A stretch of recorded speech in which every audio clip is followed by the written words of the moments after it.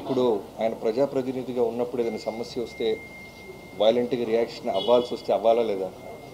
So ఆయన అక్కడ ఎమ్మెల్యేగా నిజంగా సమస్య వస్తే రియాక్ట్ అయితే ఎలా ఉంటుంది? ఈ కథలో కూడా ఏదైనా సమస్య వస్తే నిజాయితీగా పోరాడతారు ఆయన. అదేవిధంగా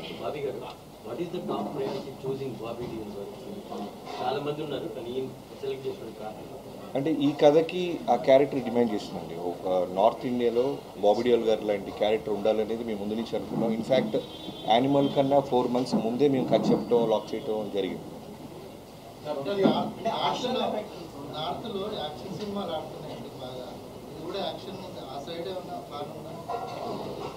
తెలుగు రిలీజ్ తర్వాత ఫస్ట్ తెలుగు రిలీజ్ చేసిన దాని తర్వాత ప్లాన్ చేద్దాం మనం 1 week తర్వాత. రాజుగారి 2 సినిమాలు ఉన్నాయి సంక్రాంతికి, థియేటర్స్ విషయంలో ఏమైనా ఇబ్బంది ఉంటుందా? అంటే రాజుగారికి 3 సినిమాలు నైజాం ఆయనే కదా. సో రాజుగారు ఎప్పుడైనా ఆయన సినిమాల కంటే నా సినిమాకి ప్రయారిటీ ఎక్కువ ఇస్తారు. సో నాకు ఆయనతో ఆ విషయంలో ఎప్పుడు ప్రాబ్లం.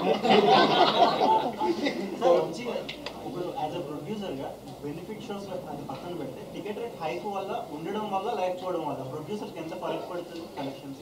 అది ప్రొడ్యూసర్ పాయింట్ ఆఫ్ వ్యూ కాదు సార్. ఇప్పుడు ఎప్పుడైనా టికెట్ హైక్ ఎందుకు అడుగుతామంటే బడ్జెట్ మేము అనుకున్న దానికంటే ఎక్కువ అయ్యి ఈ సినిమాకి ఇంత బడ్జెట్ పెడితేనే ఈ సినిమా విజువల్ అలా వస్తుంది అని అనుకున్నప్పుడు కొంచెం ఎక్కువ ఖర్చు పెట్టినప్పుడు అప్పుడు టికెట్ హైక్ అడుగుతాం. ప్రతి సినిమాకి టికెట్ హైక్ అడగం కదా. సో ఏ సినిమాకి ఆ టికెట్ హైక్ అవసరమో అనుకుంటామో ఆ సినిమాకి డెఫినెట్గా అడుగుతాం.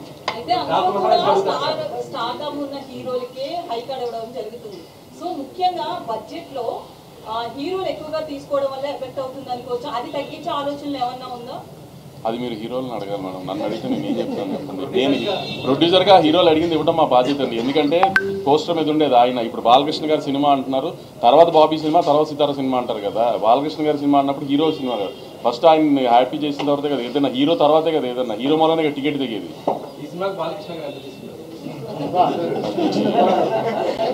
మీరు ఇలాంటి సోషల్ మీడియాలో కాంట్రవర్సీ నడుస్తుంది. యూఎస్ డిస్ట్రిబ్యూటర్ 3 సినిమాలకి ఇప్పుడు సేమ్. మీ 2 సినిమాలది ఓపెనింగ్ స్టార్ట్ అయిపోయినాయి already. Game changer and Daaku Maharaaj అన్అఫిషియల్గా ఓపెన్ చేశారు. బాకు మహారాజ్ కొన్ని ఎక్స్టీ స్క్రీన్స్, మేము ఇంకా అఫీషియల్గా ఓపెన్ చేయలేదు. ఏంటి డిస్ట్రిబ్యూటర్ మీద కొంతమంది ఏంటంటే మెగా ఫ్యాన్స్ పర్టికులర్గా గేమ్ చేంజర్ కంటే కూడా డాకు మహారాజ్ ప్రయారిటైజ్ చేస్తున్నారు, కొన్ని ఎక్స్టీ స్క్రీన్స్ కానీ ఇంకోటి కానీ అని చెప్పి అంటున్నారు. అదేం లేదండి. ఎందుకంటే ఇప్పుడు డిస్ట్రిబ్యూటర్కి తను ఏ సినిమా ఎంత పెట్టుకున్నాడో తనకి తప్పితే ఎవరికి తెలియదు. సో దేన్ని ప్రయారిటైజ్ చేసుకుని దేనికి ఎలా చేసుకోవాలో తన ప్లానింగ్ తనకు ఉంటుంది కదా. ఫ్యాన్స్కి వాళ్ళకు ఉండే ఎక్సైట్మెంట్ వాళ్ళకు ఉంటుంది. కొంచెం ఇంకా ఇది ఓపెనింగ్ ఇది అదేంటి స్లోగా ప్రాసెస్ చేసుకుని అన్ని స్క్రీన్స్ ఓపెన్ అవుతాయి. గేమ్ చేంజర్ 10th హ్యూజ్ రిలీజ్తోనే ఓపెన్ అవుతుంది, హ్యూజ్ నెంబర్స్తోనే ఓపెన్ అవుతుంది.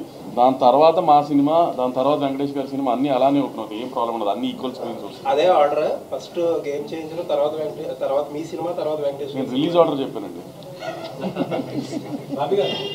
చిరంజీవి గారితో చేశారు, ఇప్పుడు బాలకృష్ణ గారితో చేశారు.